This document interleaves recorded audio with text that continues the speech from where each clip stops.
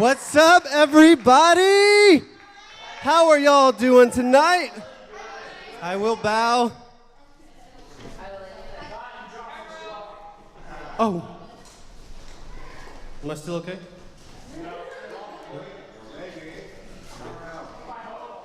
Hey, y'all give it up for Wendy, my wife. Sorry, Dorothy. Every time, I don't know why, I always call Dorothy Wendy. Every time. Hey, I want to say thank you for coming out. You guys rock. Some of you guys are wearing some amazing costumes, and you look great. You look fantastic. You look beautiful. You know, just to be real honest, none of you look just real spooky. But that's okay. That is okay. Hey, Eric, could you do me a huge favor? Could you grab me that order of service paper right over there for me? Because to be real honest, I don't know what's going on because I don't have a brain. Da-da-da-da-da-da. Hey, do me a favor. There was something in your seat. Y'all grab that real quick and hold it up in the air and go, woo! Now do it like this, woo! Like there's a twister from Kansas coming your way. No? Good. Well, hey, that is yours free. Y'all give me your attention. Attention. That's yours free. That's from Chick-fil-A. That is our way of saying everybody gets a gift tonight. You get a gift, and you get a gift, and you get a gift. Everybody gets gifts from Chick-fil-A tonight, but only certain people get the good gifts. Bree, can I get you to come up on stage? Sorry, Dorothy. Come up on stage. If you wore a costume, stand up. Stand up like you've never stood up before in your life. Bree has 3 Starbucks gift cards that she's going to be passing out to what she thinks are pretty good costumes. Hey, don't get cut by that plastic because it can bite you, especially on Halloween. All right. So she's got 3 Starbucks gift cards. She's going to walk around the audience, and if she hands you one, you just jump for joy, say, golly, I got some Starbucks. Can you do that? I keep stepping on my feet. All right, she's going to walk around and pass out these lovely. Come on, cowgirl. Come on, Calamity Jane? I don't know. One of those. All right, did she do it? Did she do it?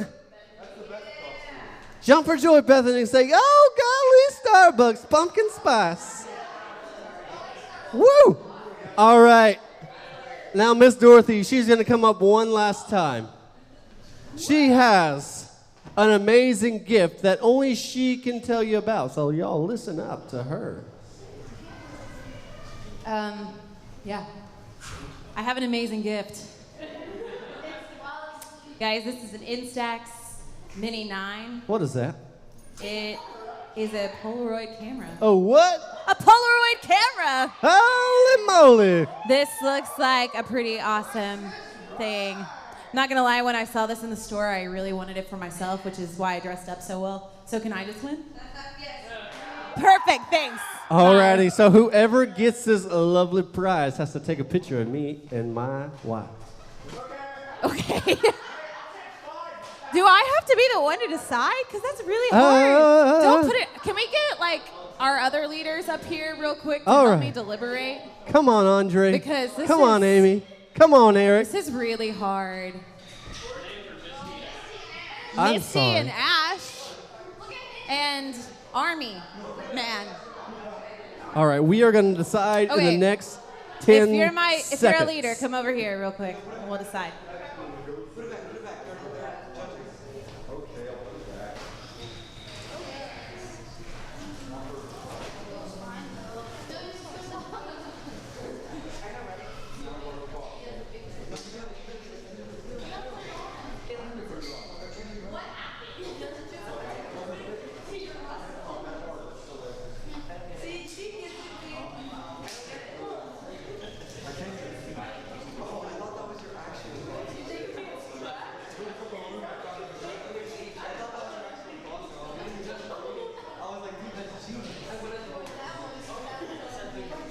All right, give our judges a wonderful round of applause. All right, we'll do these first.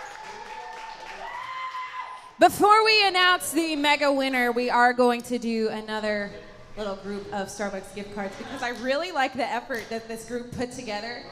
And there are 4 of you, and we only have 3. But I owe one of you a Starbucks gift card. So our little buzzy bees back here, you all get a Starbucks gift card. And you get a Starbucks gift card. Tell you what, Grace, if you don't mind, we'll get you one. We only have 3, okay? As long as you don't sting girls. me. Okay. Don't sting me. And your 2018 best costume goes to, can we have a drum roll? Just cuz. Yay, that's so nice. Goes to, ready? That was a horrible drum roll. Try again. All right. Rebecca! I believe you're that character from Sing, right? I don't know. I think you are. She doesn't even know. I love it. It's awesome. Good job. Great costume. I like it. All right. Hey, Sit on down, everybody. Sit on down. Sit on down real quick. I just want to go over a couple of announcements before we get to tonight's main event. All right, you know that it's Halloween, so thank you for coming tonight. But next week is going to be an amazing week as well, and you don't even know about it. Because I have not told you about it, because tonight is the announcement that you've all been waiting for. Next week, we have a brand new thing called Instanight. You're going to see a video of it shortly, but Instanight, you need to be there, because it's going to be fabulous. Y'all say fabulous. Very good. You need to be there for Instanight next week. Don't miss out on Instanight next week.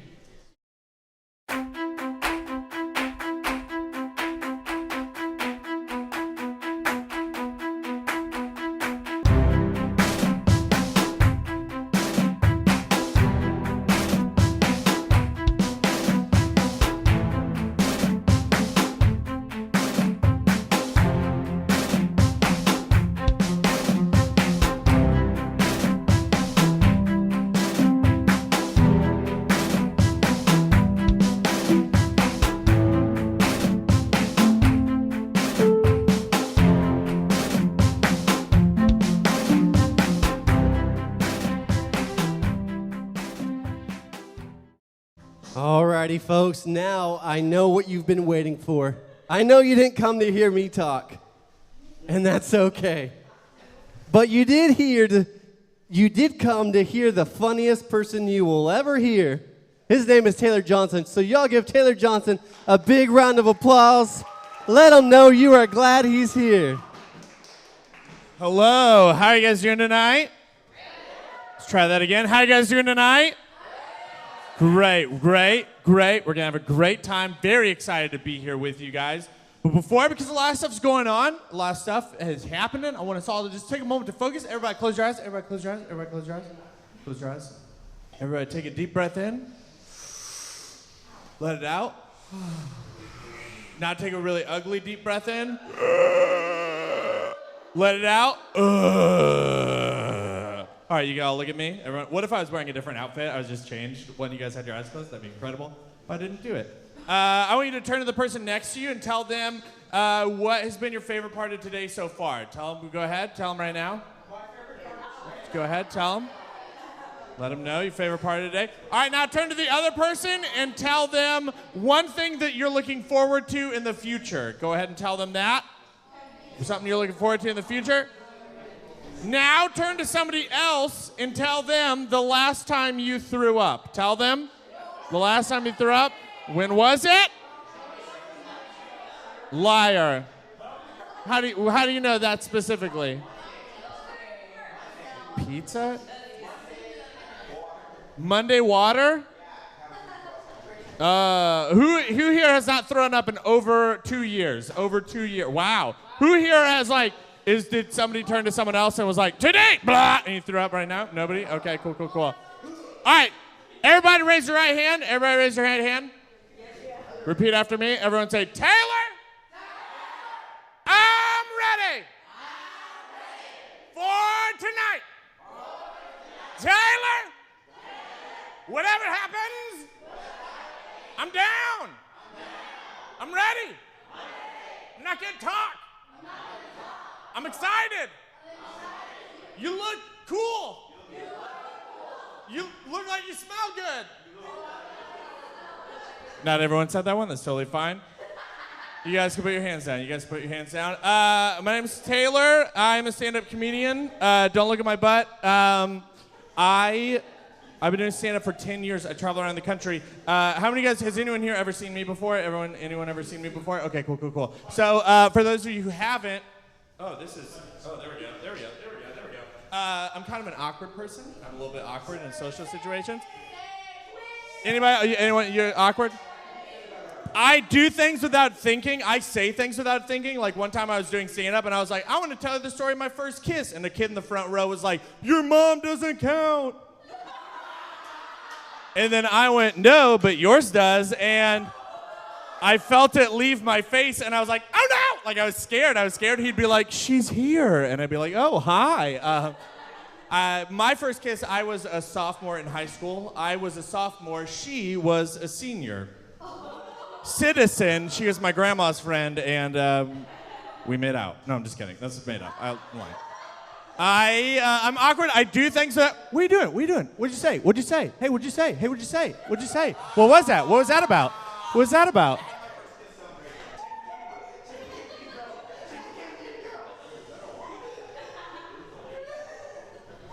I'm awkward.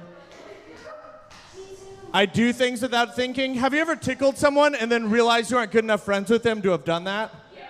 You're like, ha, we're having a good time. Got to. Oh no, I'm sorry I tickled you. That's a weird apology to make. I'm sorry, ma'am, in line at Walmart. I thought we were having a good time. No, don't call the cops. I'll leave. That's me. That's my whole life. Have you ever sneezed and you felt something leave your face and you don't know where it landed? Yeah. That's the scariest moment of my life. You're like, it's you. Ah! Is it on me? Is it on her? And then you tickle her. That's right. I'm bad at confrontation. I wish I was better at it because there are some people that I would like to confront. Like you, dude.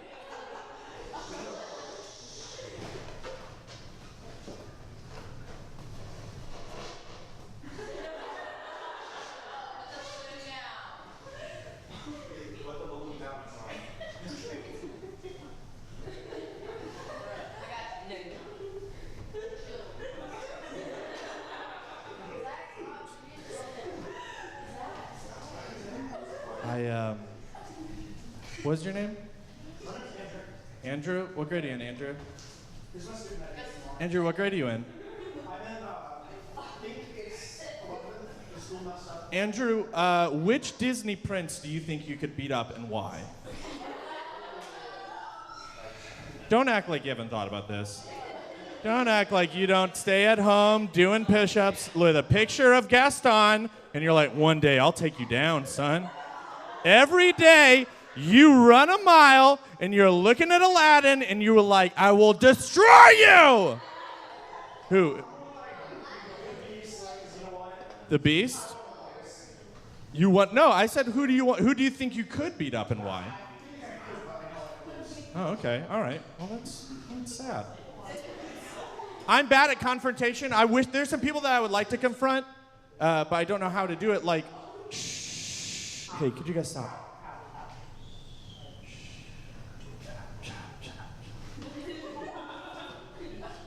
There are some people that I would like to confront, but I don't know how to do it. Like, I travel with this team, and we do school assemblies throughout the year, and sometimes we'll bring a guy to take photos of the assembly.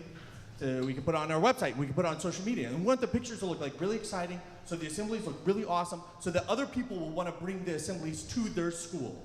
And one time we brought a photographer with us who took like 80 pictures all day. We had like 3 assemblies.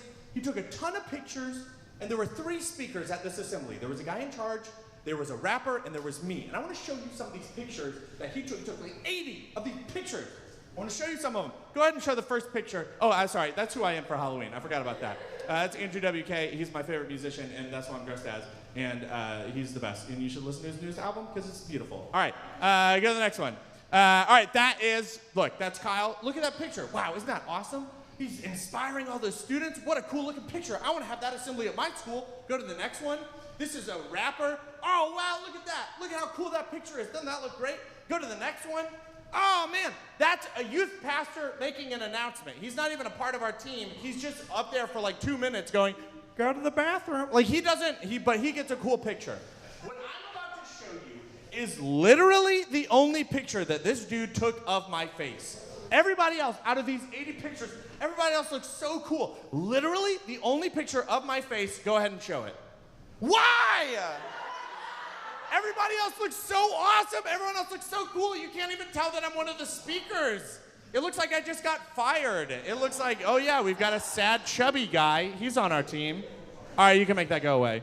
Somebody else I would like to confront. You ever walk out of a restaurant and there's like a little old couple walking behind you and you decide to hold the door open for them? And like, not one of those like, ah, but like you've stopped and you're holding the door and the little old man, when he walks through, he puts his hand on the door. Why? Why does he do that? Does he not trust me? Does he think I'm luring him into a trap? And just like the moment his wife gets through, I'm just gonna go, ah! Like, what? Why doesn't he trust me? I want to confront him. I don't know how. I'm just awkward all the time, everywhere.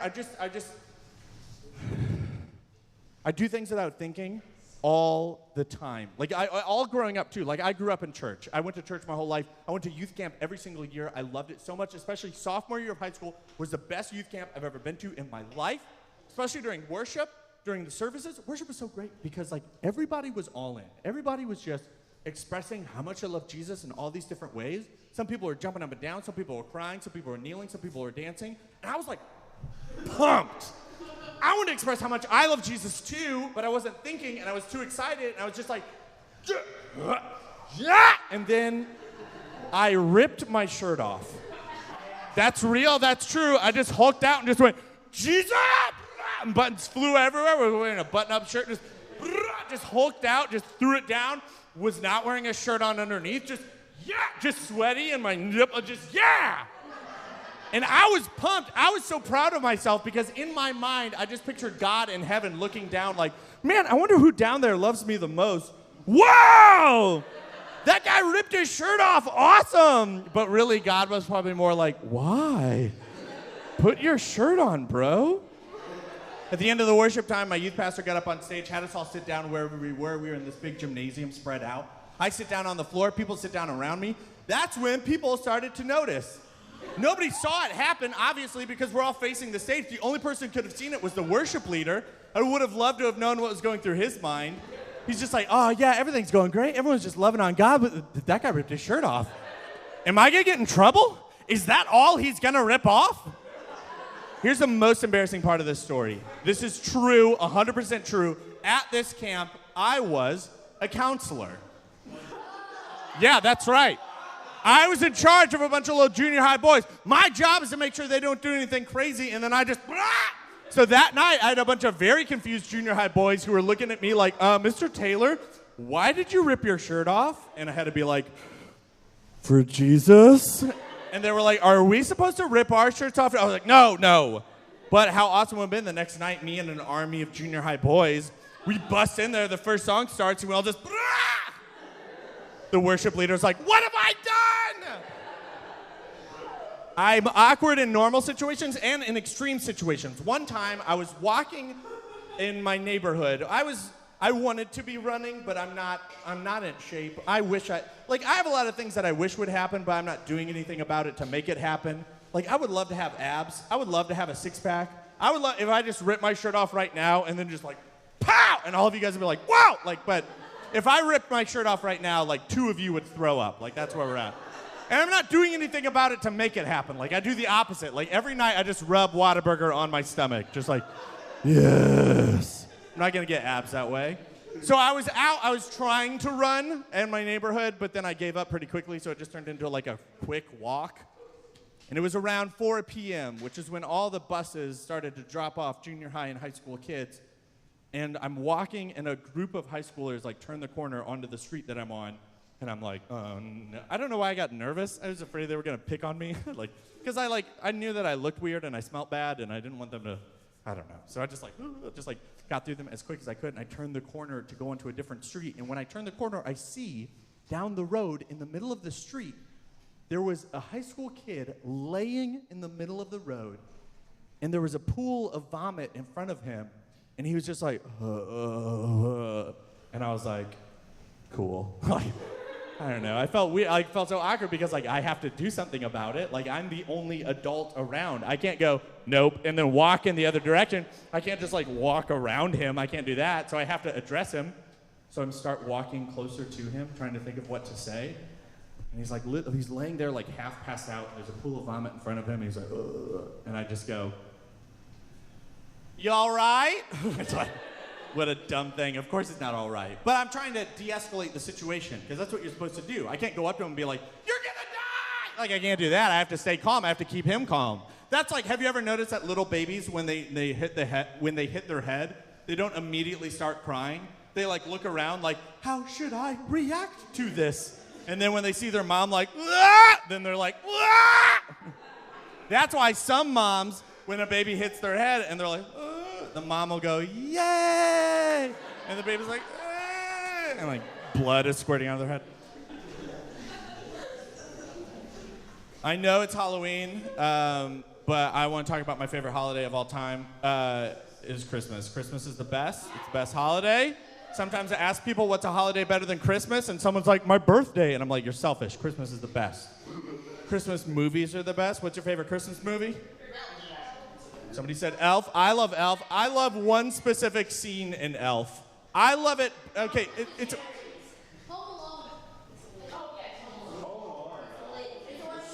All right, we're going to talk about Elf. Elf? Really, I just asked that to see if somebody will say Elf, and like once they do, I'm like, oh, sweet. But sometimes nobody says Elf, and I'm like, what about Elf, guys? And then they're like, no, Elf sucks! It's like, oh, okay, cool. But I want to talk about Elf. I want to talk about one specific scene in Elf that I love so much. It's a really popular scene, but I love it for a very different reason than most people. So I want to show you this little clip, and then I'm going to explain to you why I love this so much. Now, if you've seen this before, keep it to yourself, because don't ruin the surprise. It's my favorite thing in the whole wide world. Could you go ahead and show that clip? It's time for the announcement. Okay, people, tomorrow morning, 10 a.m., Santa's coming to town. Santa! Oh, my God! Santa here? I know him. I know him. He'll be here to take pictures with all the children. Yeah. Okay, here's what I love. You watch a movie the first time, you only pay attention to the stuff you're supposed to. You only look at the main actors, and that's it. But if you watch a movie every Christmas over and over again, you watch a movie 100 times, and you start to pay attention to stuff you're not supposed to notice. And you see weird stuff in the background when you look around. And in this scene, in the background, there is a lady making the craziest face I've ever seen in my life. She literally looks right at the camera and goes, ah. It's so weird. I didn't notice her the first time. I didn't notice her the first 50 times. And then one time I saw her, and I was just like, ah! Like, it just scared me. Because, like, I was like, has she always been there? Did she just show up this one time? Most of you guys did not notice her. I'm going to show you the clip again. You will see her, and you will be haunted for the rest of your life. Here we go. Go ahead and show the clip again. It's time for the announcement. Just wait. She shows up right between the two main people, actors. Tomorrow morning, 10 a.m., Santa's coming to town. Santa! Okay, here she comes. Hold on. Oh, my God! Santa here? I know him. Why? I know him. What is He'll she be here doing? to take pictures with all the children. Who is she? Let it play through. Let it play through. Let her just get out of here.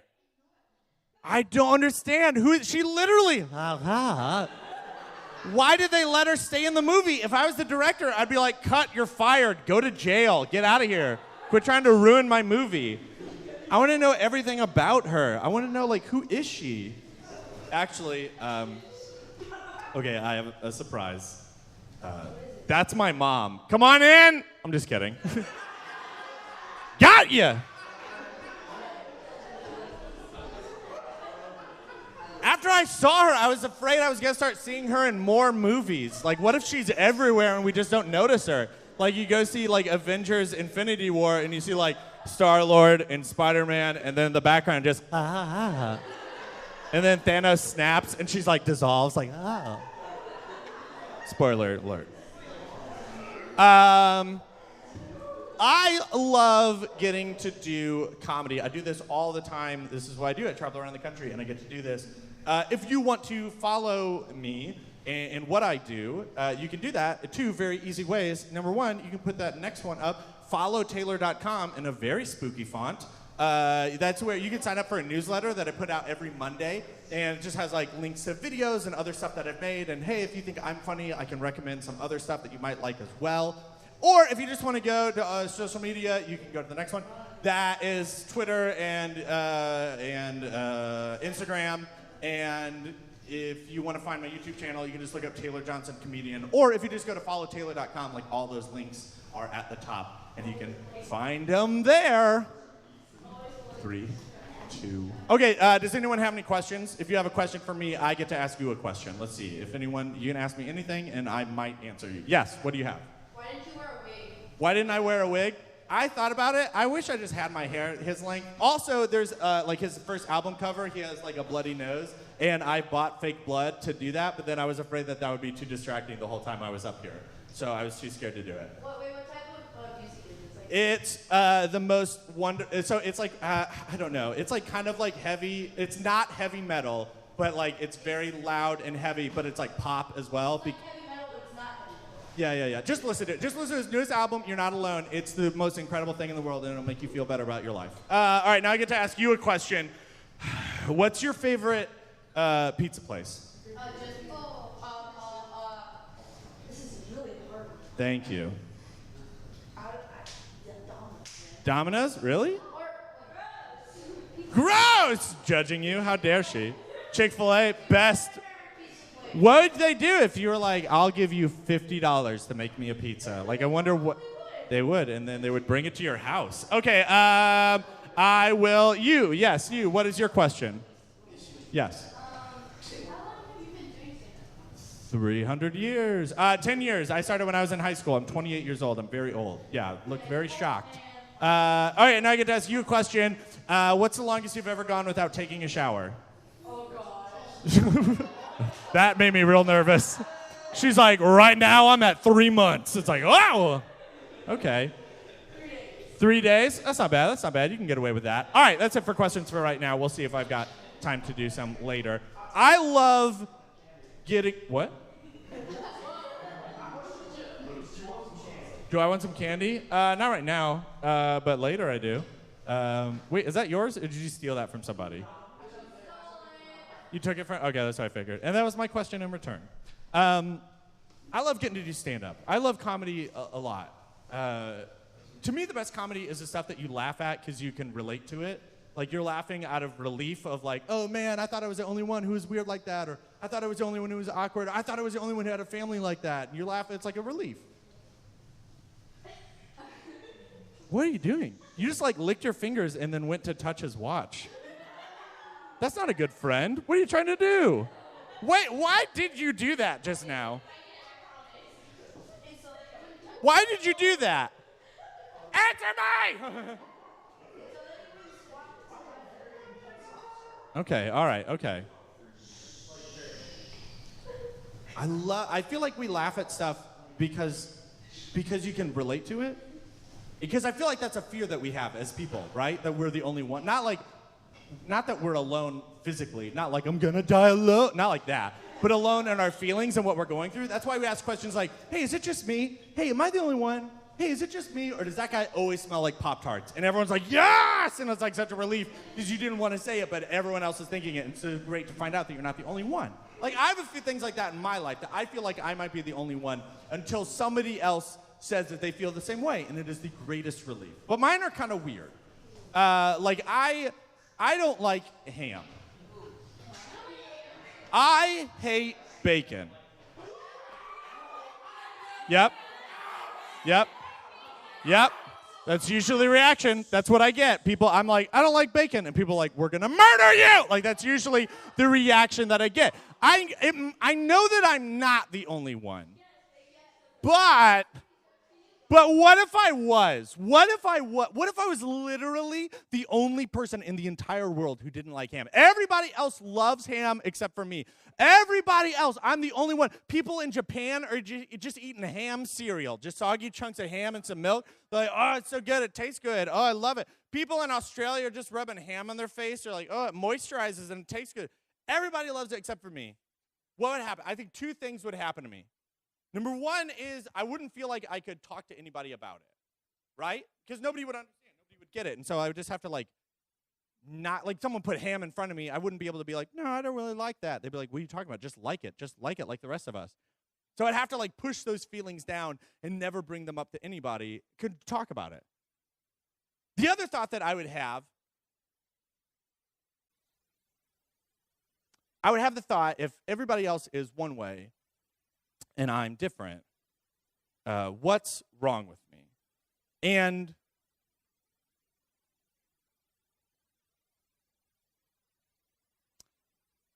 the reason why I love comedy so much is because it is a relief to find out that you're not the only one. Because for the longest time, I thought I was. Not about silly things, but about serious things. I grew up in church, but I thought, am I the only one who just gets sad for no reason and cries himself to sleep at night and does not know how to handle depression? And I grew up in church, but I felt like I couldn't talk to anybody about it because I thought I was the only one, so nobody would understand. So I pushed those feelings down, and it led me to cut. It led me to, at different times, think about ending my own life. Until somebody else was like, I've dealt with that too. It was such a relief to find out that I wasn't the only one. What stinks is, in our culture right now, we have a loneliness epidemic. Hey, could you guys stop? Because I want to get serious for a moment. We have a loneliness epidemic, that more and more people are feeling more and more lonely. And it's not like a little problem. It's a big deal because they found that loneliness can have the same physical effect on you as smoking 15 cigarettes a day. It can affect your heart. It can affect your health. It can kill you. And loneliness is not the same as social isolation. Social isolation is, I don't talk to anybody. I live on a mountain. I see one person. My best friend is a goat. Like, that's social isolation. But it has nothing to do with the amount of people in your life. You can have 30 friends that you see all the time. You can be super involved in church. You can have really involved in sports or different areas, talk to people all the time. You can be married and be lonely because it's not about the number of people in your life. It's about the quality of the connection that you have with them. So if you have a bunch of people in your life but nobody really knows you, everybody knows 10% about you, 20% about you, nobody really knows you, it can lead to you to being lonelier and lonelier and lonelier. And one of the reasons why I think we are as lonely as we are is because of our phones. And I know I'm just like another dude telling you like phones are bad, but I see it in myself, that I believe a lie about my phone that I don't believe in other areas of my life. I know that an experience that I have through my phone is not the same as having it in person, right? Like when it comes to the Super Bowl. If you were to watch the Super Bowl live, it's not the same as watching it on your phone, right? Because like if you're there live, you're in the stadium and there's all these people and there's all this energy and it's exciting and everyone's cheering and it's like, ah! But if you're at home covered in Cheeto dust watching on your phone, you're like, ah! Like it's not the same.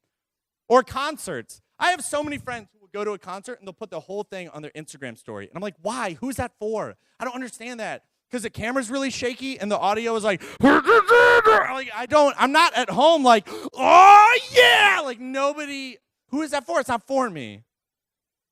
And the same is true with relationships. An experience that you have through your phone is not the same as having it in person. A relationship you have through your phone is not the same as having it in person.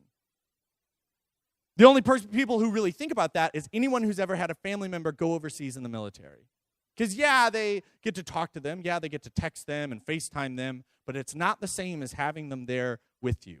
You get to stay connected, but when they return home and you have them in the flesh, you're really emotional and excited because they're here, because it's different.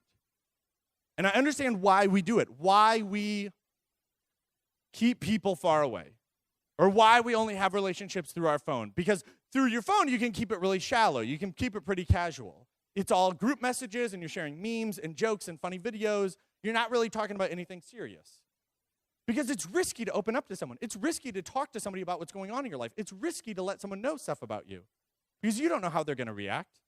You don't know how they're going to respond. You open up and tell them about something in your life, that might be the thing that makes them change their mind about you. Like right now. You guys know probably 10, 15% about me. You guys don't know much about me.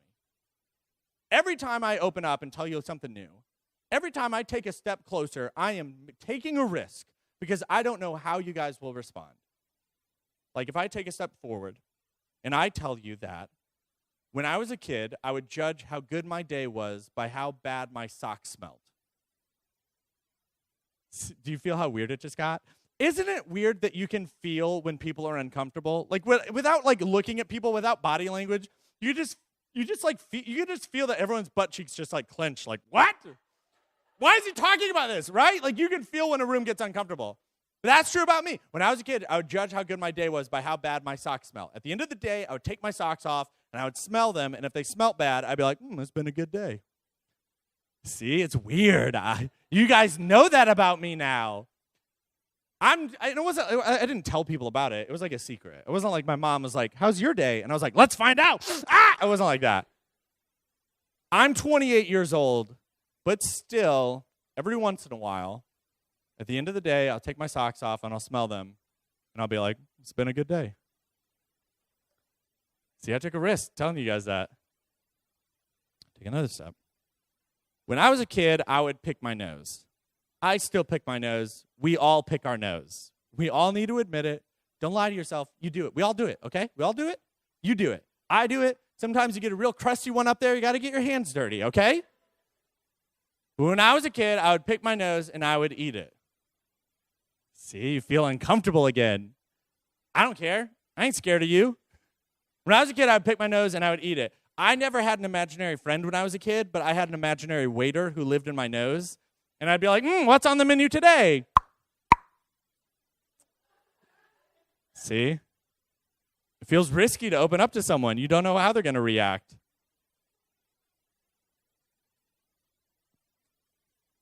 My dad has Alzheimer's. Alzheimer's is a disease that affects your memory. And at first it starts with him not remembering what he was saying in the middle of a conversation. Then it got to the point where he couldn't remember that we had the conversation, so that we would have it 3 times in a day. And then he couldn't drive anymore. And now I have to order for him at restaurants. And one day it'll get to the point where he doesn't know who I am anymore. And it's really scary. Because you don't know when that's going to happen. There's no like timeline of like, okay, 1 month in, 2 years in, 3. Like for some people it happens really fast, and some people it takes years and years and years. And you just never know when it's going to happen. And it's weird to like help take care of my dad because like I know that like one day he just won't know me. And like the guy that I have known my whole life won't be there anymore. And it feels risky for me to talk about that with my closest friends. To bring that up to them. To tell them about a hard day or whatever, because I don't know how they're going to react. I don't know if they're even going to care. Or I don't know if I'm just like the only one dealing with something like this. But how many guys in here at some point in your life, you've had to deal with your parents' health, whether it was cancer or something else that you had to deal with your parents' health? See? What a relief to find out that you're not alone. That you can talk about what's going on in your life. This is a problem that I think we all struggle with, and what I'm so grateful for is that the Bible, and I mean that God like recognizes that this is something that we do, that this is something that we're afraid of. And so there is a very clear answer to this problem in the Bible, that the Bible says, hey, we know this is your problem, we know that you guys do this, so here's this. And I find it in Hebrews chapter 4, at the end of the chapter. The author is talking about Jesus, and this is what it tells us about Jesus. Could you go ahead and put that up? It says, since then we have a great high priest who has passed through the heavens, Jesus, the Son of God. Let us hold fast our confession. So they're about to tell us something about Jesus that is really awesome, that should strengthen our relationship with him. For we do not have a high priest who is unable to sympathize with our weakness, but one in whom every respect was tempted as we are, yet without sin. So what this is saying is, Jesus is our God, and it's not like he is just up there. You go back to the last one. It's not like he just looks down on us from heaven and judges us and like, what are you doing? You keep making all these idiot decisions and you keep screwing up. I can't believe you. But Jesus loved us so much that he came down to earth and he lived a life like ours. And he went through a lot of the same situations and problems and heartache that we go through so that he can sympathize with our weakness, so that he can say, I understand what it's like to go through that. You want to open up to somebody who understands, right? You don't want to open up to someone who has no idea, has no idea what you're going through. Like my grandpa knows nothing about technology. He barely understands how to use a TV. If I were to go to him and be like, oh, the new iPhone update is draining my battery, it's the worst, he'd be like, I don't know what any of those words mean. He wouldn't understand, so I would never want to open up to him about it. He would never be able to sympathize with my problem because he doesn't understand. But the Bible is telling us that even Jesus came down to earth, lived a life like ours. He can sympathize with our weakness. He knows how scary and difficult it is to be human. Have you ever had a friend betray you? So is Jesus. Have you ever felt like your family didn't believe in you? So is Jesus. Have you ever felt so isolated and away from everybody else and so tempted to give up on everything that you've been working on in life? So is Jesus. Have you ever been so stressed out that you could not go to sleep because you were freaking out about what tomorrow was going to be? So is Jesus. Have you ever prayed for something to happen and it didn't happen? So is Jesus. In the garden, before he was arrested, he prays and he asks God, like, if there's another way, if this cup could pass, if there was another way besides me dying on the cross, could we do that one? And God answers, no, this is the way. And at the end of the prayer, Jesus accepts it and he says, okay, your will, not mine. But there's that moment where he prays something and it doesn't happen. He knows what it's like to be us, which is such a relief. That we don't have to feel bad about coming to church or coming to God with our problems because he's not going to understand it, because he's just going to judge us or be mad at us. But that's not where it leaves us, which I love so much, because the next part, could you go to the next one? This is what it says right after that. Because of this, because we know this about Jesus, that he's a high priest who can sympathize with our weakness, it says, let us then with confidence draw near to the throne of grace, that we may receive mercy and find grace to help in time of need. Because he knows what it's like to be us, because he's went through what we've gone through.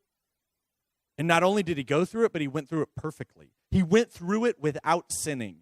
So he is the perfect person to ask for help. And so it says with confidence to boldly draw near to him so that he can give us mercy and we can find grace to help in time of need. He not only is going to look at you and say, oh yeah, I know what it's like, but he will be able to offer you the help that you need to get through what you're going through.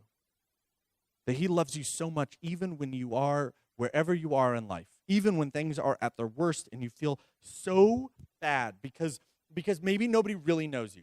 Maybe everyone, all your relationships, they don't know you at all and they're pretty far away, because if somebody found out about that, if somebody found out about what you had done or what had been done to you or these thoughts or feelings that you've had, then they would never want to be around you again. Or maybe people know 80%, but there's still that 20, that thing that you keep locked away, that you keep hidden. With Jesus, you can take every step forward.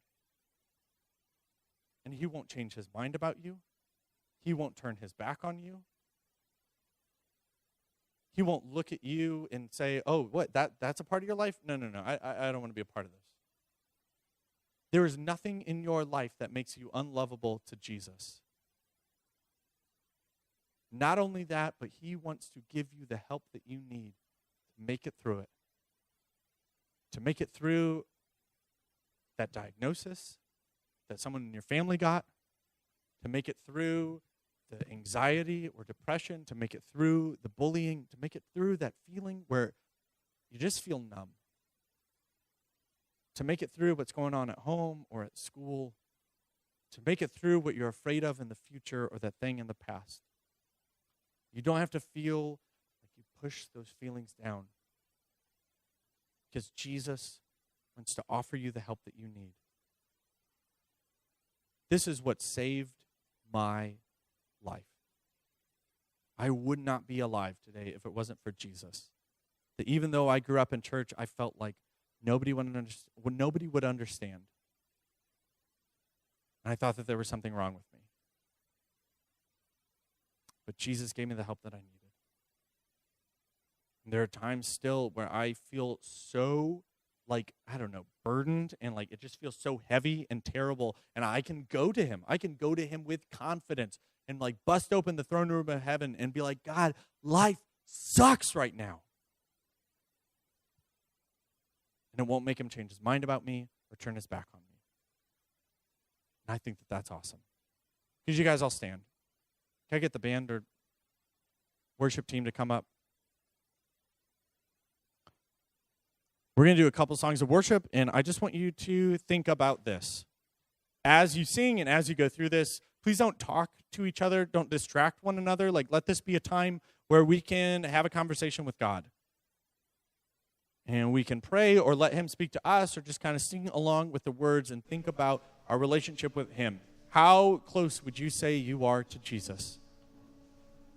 Do you feel like you've taken enough steps that you're at 100%, or do you feel like you're still at 10%, 15, 20%?